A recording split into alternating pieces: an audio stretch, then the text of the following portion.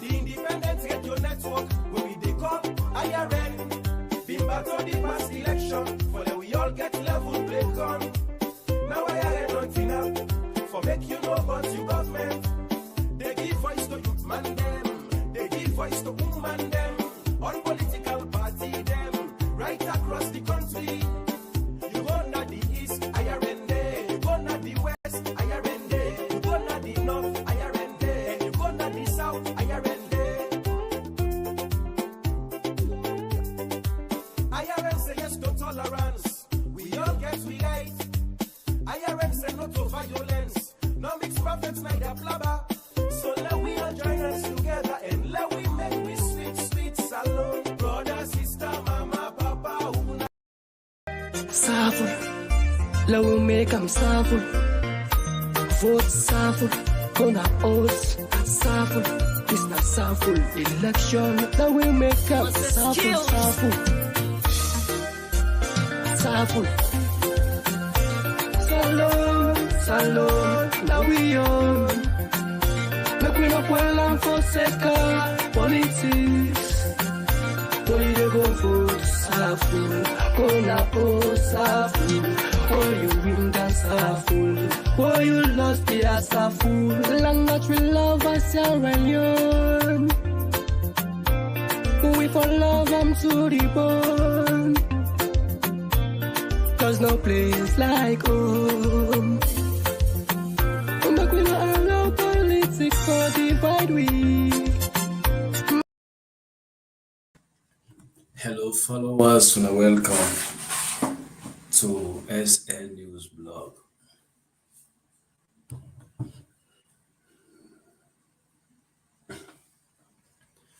We just can continue for Chelsea reunions them.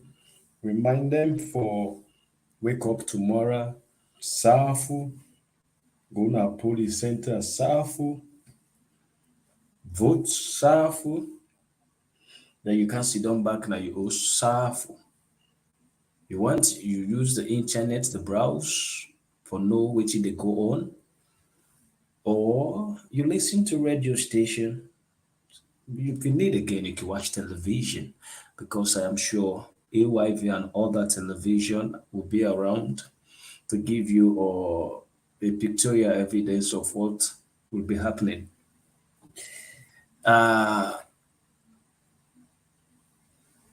The only advice for the give is that you're gonna be very, very wise enough because this is election time. Many people may be seeking for let me say traffic, and let me just make this clear to you. Traffic is money for online money makers.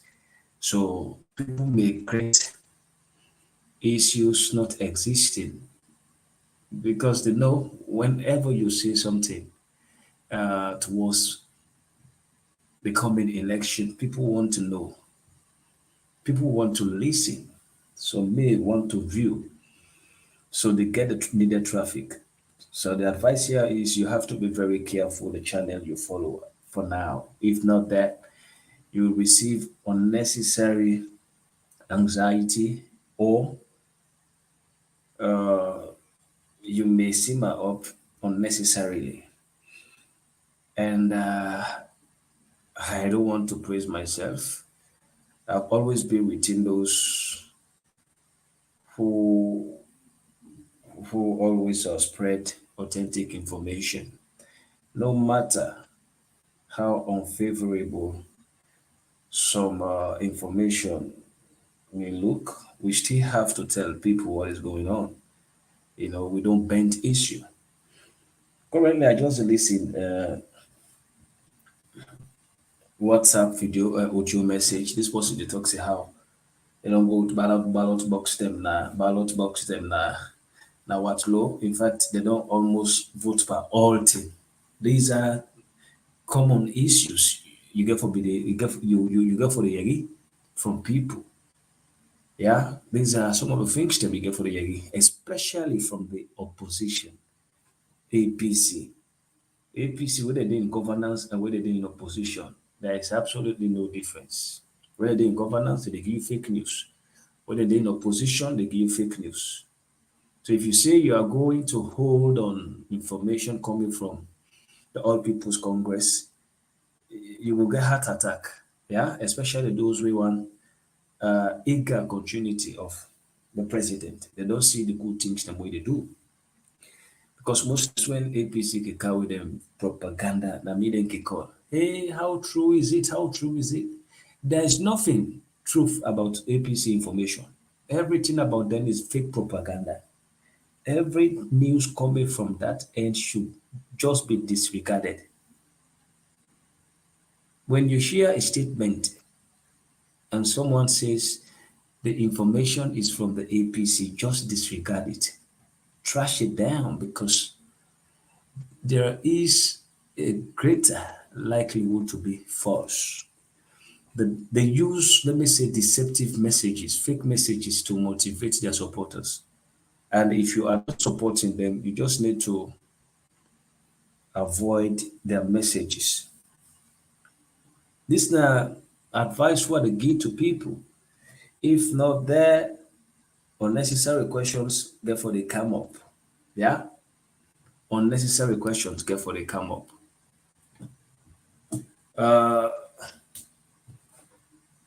We did some side, I do the vote.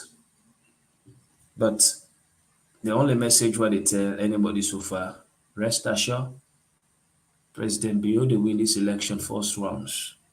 Monday they will call the result. Monday.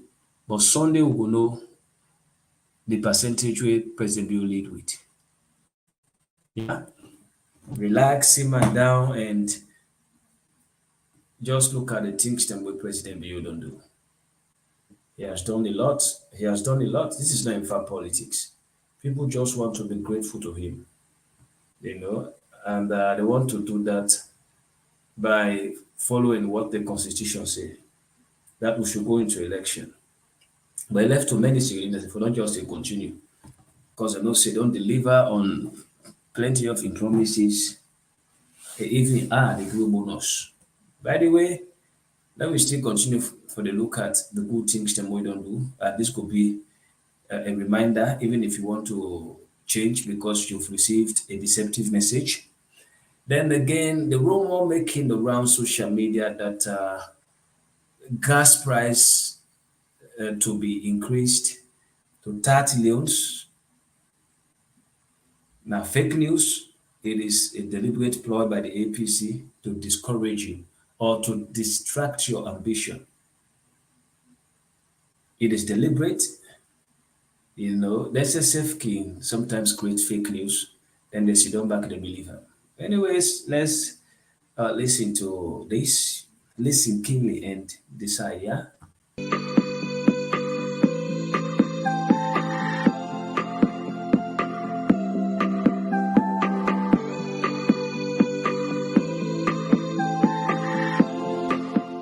When the Ebola struck our country in 2014, the global economy was growing by 3.0%. Sierra Leone received the highest amount of donor funds since the war ended in 2002. Yet, the APC recklessly managed the economy of the state and declared austerity.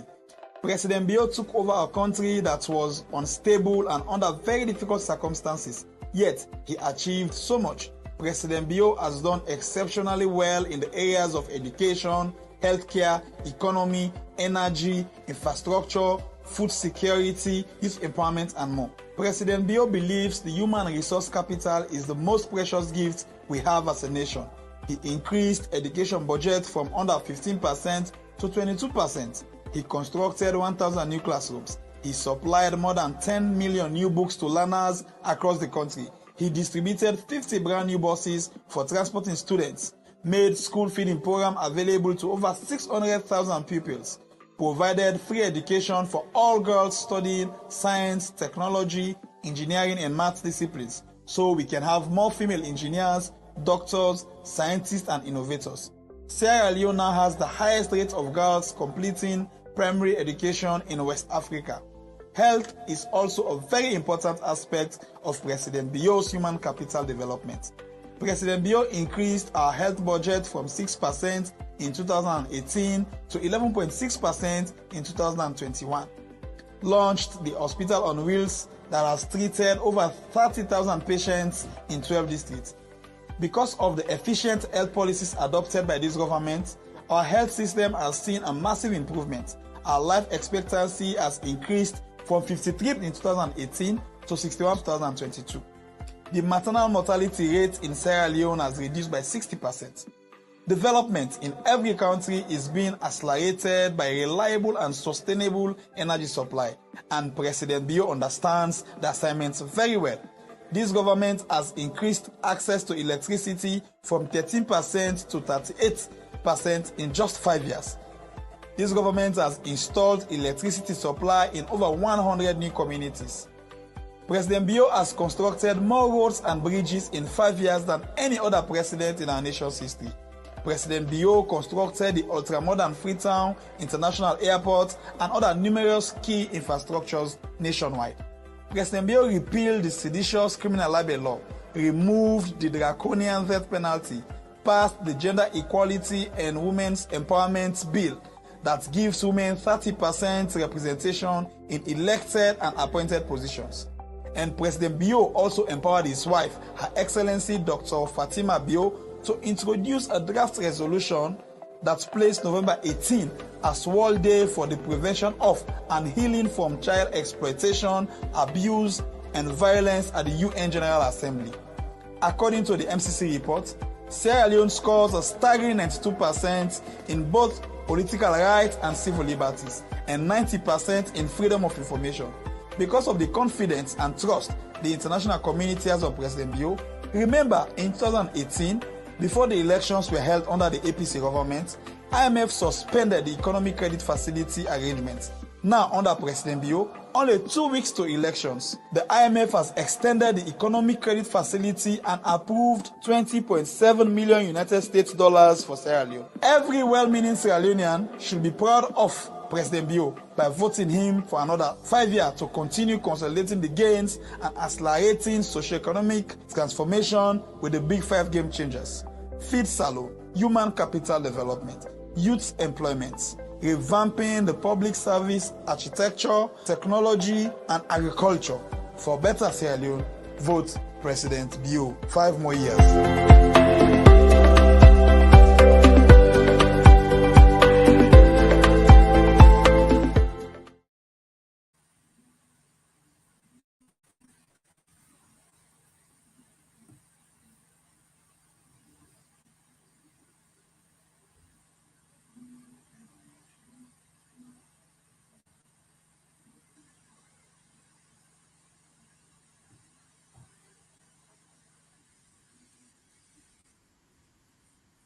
We have achieved together. We have made history together. We promised and we delivered. We provided free quality education across primary and secondary schools.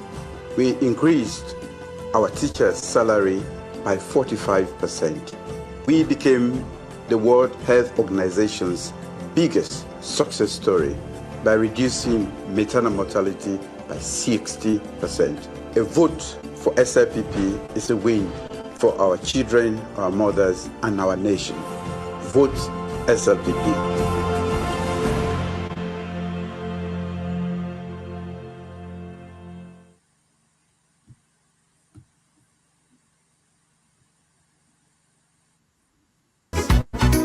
No religion, no tribe.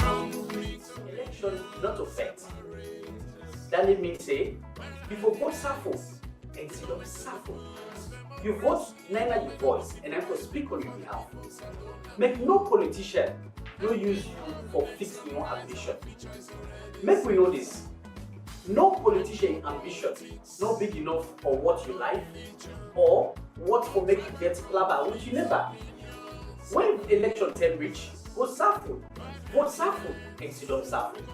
No remember, when election pass, and this one salon we get. Now we are for the back. That brother man, that sister way you go out during the cause of Allah. Now there's somebody where you go shame back to my by when the election will pass. So yes, when you go vote, ensure so you know where no political party color. and towards the election as well, ensure that you only vote for your right and not in a street law. Or accuse nobody, and indeed, we all are one, regardless which side you come out. Makini, Ono, Kenema, Bo, Uja, Maboroka, we all are one. Now one salon we get. Election not to fact.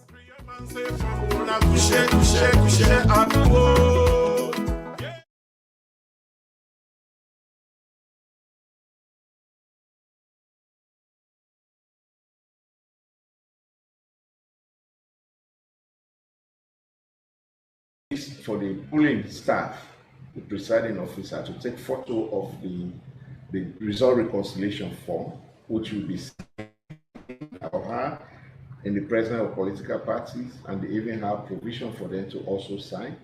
And the copy of that is given to political parties, and then the photo of the original is taken and sent through our system to our servers, just for the record and administrative purposes. But for the tally, we are doing the same procedure we had followed, and then we have electronic backup, which we might compare if there are any issues.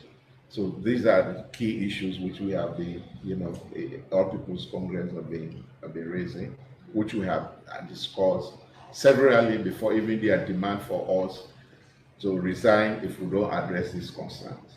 So we are happy that yesterday they have accepted the voter register we gave them since 8th of this month,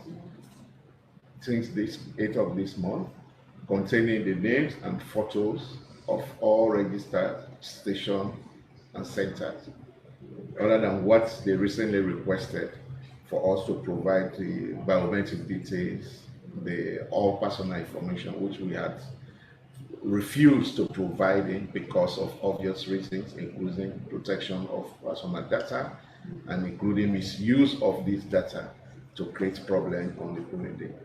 So in the nutshell, the commission, we are set. Going forward, for the next electoral cycle, we are not going to conduct by-elections because we are using the PR system. And therefore, the law gives us the power to do continuous voter registration, which means during the electoral cycle, we will be doing continuous updates of the voter register, especially taking the background of the issues relating to the voter registration process, which we have a data and information as far back as 2016.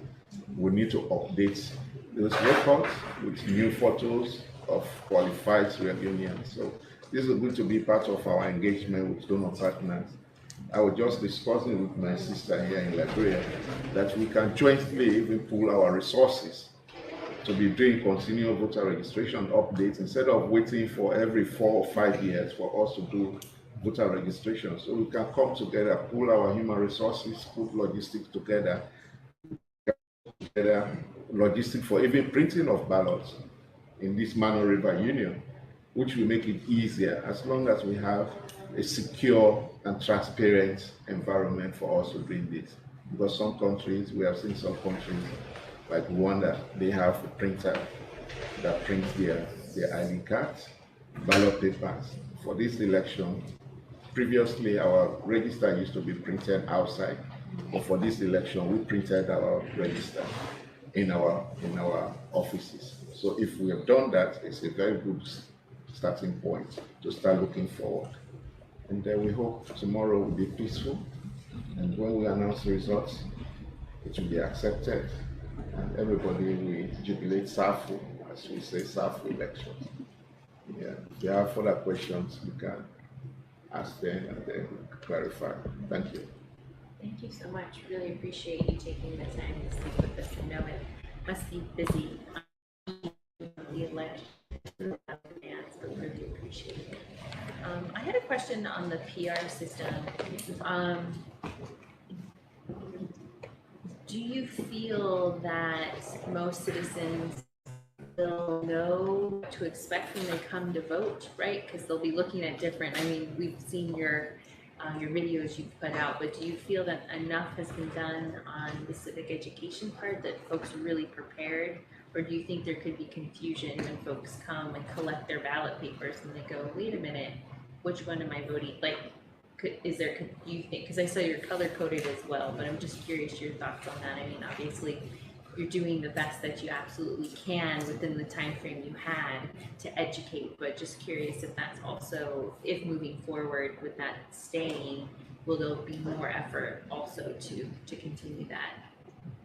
Yeah, basically we did, as you mentioned, we did our best under the circumstances to ensure that we do comprehensive voter education. The funding we receive from ECOWAS, we use that to recruit society organizations. We train on the PR system and other voting education, and we deploy them. But as I mentioned to other institutions, other delegates, parties are not helping in terms of voters' education. We explain to them the calculation, the procedure for allocation of seats.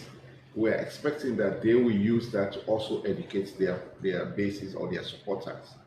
But rather, of the last 1 or 2 weeks has all been on ECSL.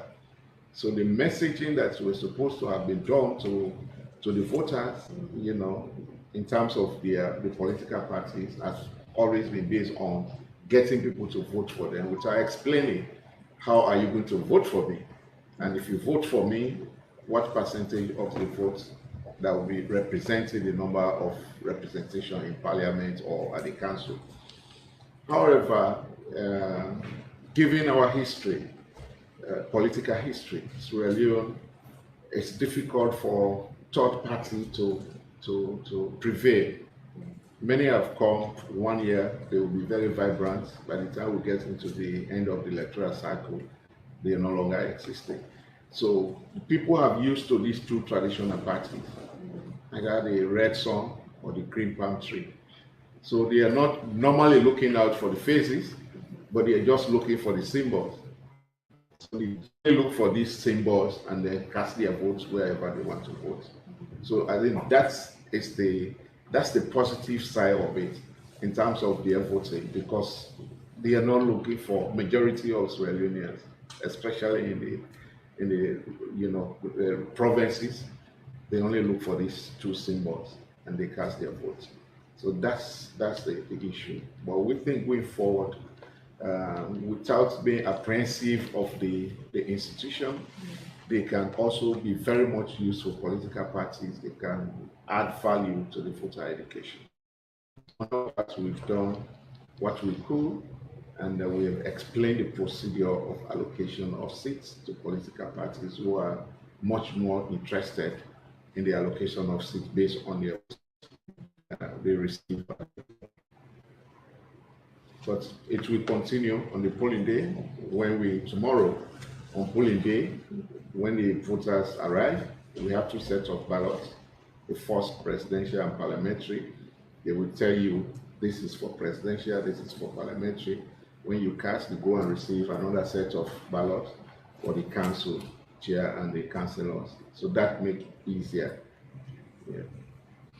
I'm just curious to know from you, because I know part of the issue has been political parties around making sure that the votes that are casted are counted in their words. What's the assessment of political party representation in terms of observation? Have you guys been able to credit sufficient of them based on their request to be present at the polls, and how much information is out to the public? Because sometimes political parties give out information that they already have, but they give out wrongly, which tend to put citizens sometimes at the way they perceive the electoral commission. So I just wanted to know where. We have printed over 90-something thousand accreditations, and each political party that participates in this election in their districts, we have dispatched all the accreditation for their agents.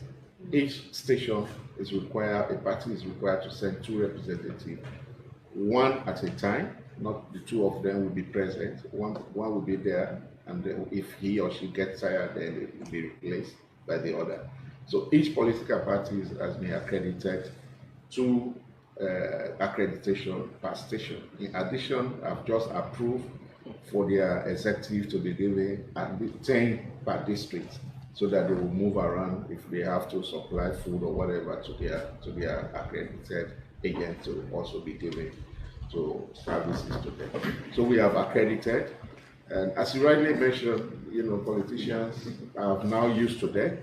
One of them just called me a few minutes ago, claiming that they have not received the accreditation. And then I called my district returning officer. He showed me the receipt. Somebody has gone there to pick it up. So I got back to him. This is the person who I've just received it, and he started laughing. So this is how these guys behave. They always want to show that they are. We have gotten used to that. So they are well represented. The major parties, the other parties, all of them are collecting their accreditation as we speak. So I know you still, just as part of looking forward, if you were to talk to us as International Republican Institute about where you want to see the EC in the next 2 years, some of the critical reforms that you would want to see and you want to push through before maybe in the next 2 years, what would that be? Wow. What would that be?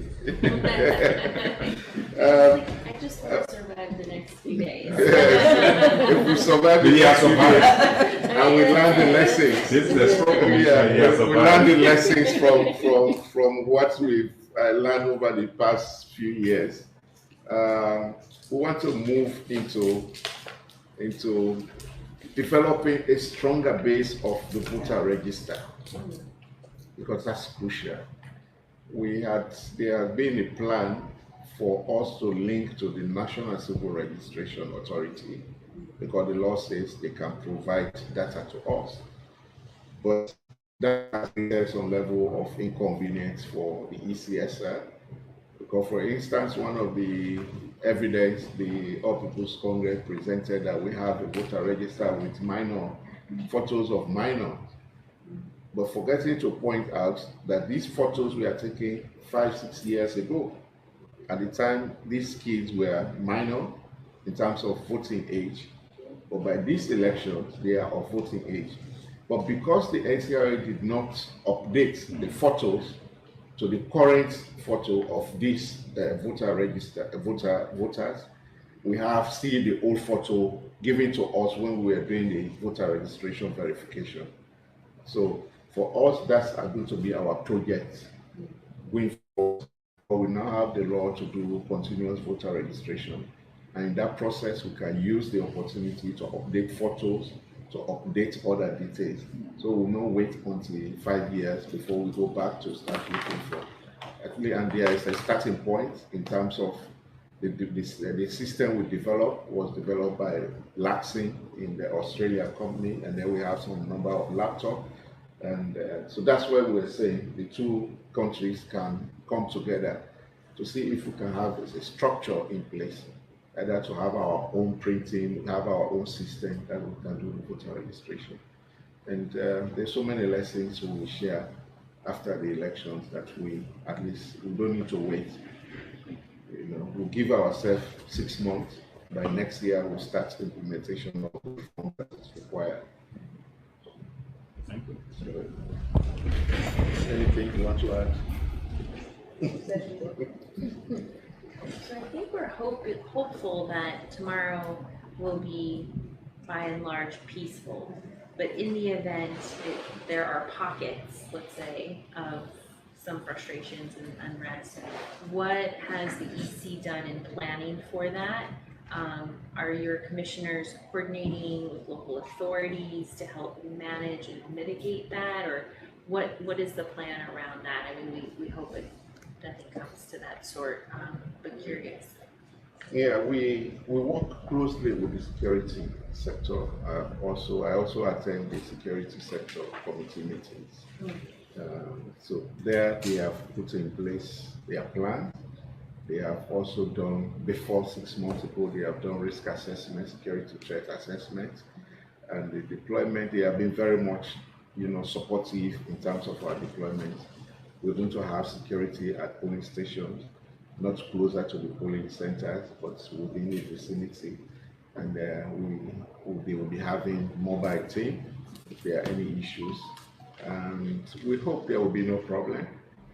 The law says if there are cancellation, one of the reasons we can cancel a result, if violence occur, and if the impact of that violence or the outcome of that result will not negatively affect the outcome of the global result, we can take out that aspect and still proceed the announcement of results. However, I think nerves have now been calm. I'm sure there's going to be a huge turnout for people to participate, but we hope there will be no violence. But if it occurs, as long as the impact is not grave on the outcome, global outcome of the process, we can assess and then we take the right decision.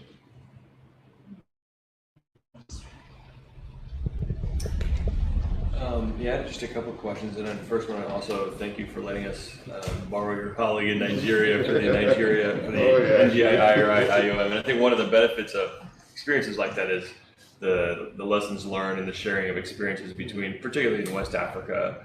And one of the things that sort of we noticed there, and we don't expect this, but in the event of delayed openings in polling stations, is there a provision for extended time? So in Nigeria, there was, that was 8 to 2, it was a shorter period of time. You guys at least have it extended from 7 to 5, which gives more time.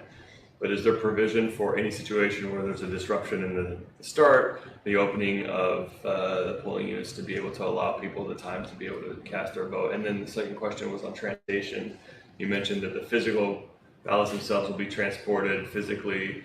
We had some issues in Nigeria where there were ad hoc INEC staff that were stuck in polling units and were waiting, and no vehicles ever came. In one case, a party agent vehicle drove them to, so obviously not an ideal situation, but just a couple of what provisions you guys have in place for circumstances like that. For us, we have learned a lot in terms of movement of material and staff, and that was tested during the voter registration period. We're able to deploy all our staff and open the centers on time, and that's the reason we're not in condition at this point. We had started the transportation of non-sensitive materials, and they are all now at the nearest point of polling. Today, because of the sensitivity of ballot papers, these ones they have sorted everything by center. The work coordinator will start movement today, if they have not already started. So by tomorrow, by evening, they will be deployed in their station. How we did it, we learned from the last elections. We used to give a contract for hiring of vehicles to 1 or 2 individuals across the country. So that created problem. So for this election, we decided that we will not give more than 2 districts to individuals. So for this election, we decentralized the transportation arrangement, and every vendor or supplier will not deliver the vehicles here, but they will deliver directly at their district level. So the contract starts from our offices at district level. And then in addition to that, we also made arrangement with the military. They provided us 32 trucks.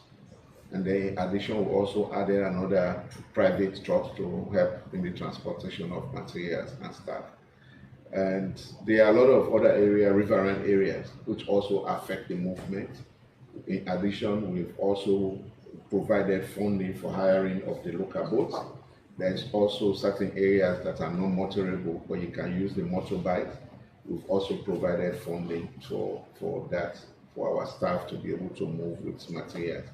So from the district level to the ward level, from the ward level to the centers, we have provided transportation depending on the means of transport in those areas. We have also provided additional transportation arrangement for movement of retrieval of results, because that also is crucial. After the counting certification, we need to retrieve the result as early as possible.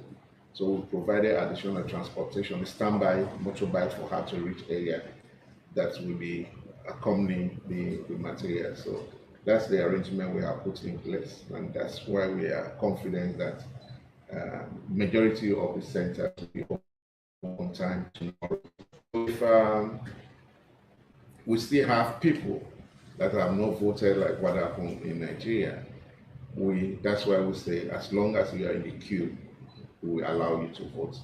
And if circumstances like this is a rainy season also prevent people from, casting their votes, then we'll assess that if it's a possibility to avoid probably destruction, if we continue until night, if we can, come out with statement to say all those areas gravely affected, the commission can take decision whether to continue the ballots or the voting. But majority of our centers actually are placed in schools and local court barriers. These are part of the consideration so that we have most of the ballots, most of the centers placed in places that are covered a little bit. Thank you. Maybe I can just ask. Yeah. Just 2 quick questions on. So I was curious about the process for assisted voters. So when voters go to the polls that maybe can't see, need help walking, is that the assisted voter, is that the ECSL, the presiding officer, or are they able to sort of bring a companion to sort of help them? This is an interesting one for me. I worked in Mozambique in the 2019 election. So the indelible ink, it goes on the left index finger, is that correct? So what happens if an individual doesn't have a left index finger? That's something that came up in Mozambique, which is just something that interests me. So I'd be curious to that.